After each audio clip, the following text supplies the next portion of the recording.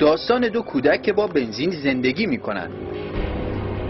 همیشه شجره یتن نه همیشه خیلی پدیده عجیبیه واقعا. اینا بنزین همیشه دستشونه، وقتی میخوابن بغلش هم هست خوراکی غذا اصلا هم نمیخوره. اینا از کجا تهیه میکنن بنزینو؟ از موتور میگیرن. از موتور مردم؟ از موتور مردم. آره. و بهشون چیزی نمیگن؟ نه دیگه چیزی عادت کردن دیگه. عادی نمه. میشه باید دستشون باشه اینا دیگه. همیشه اینا قشنگ بنزین میخورن.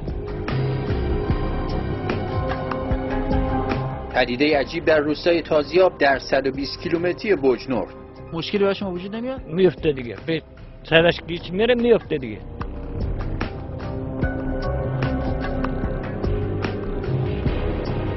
با این قیمت بنزین هم خرج خانواده یعقوب و آپور رفته بالا، هم میتونه خطرات بسیار زیادی رو برای این دو کودک داشته باشه. Bunlardan kömek ettiler bana.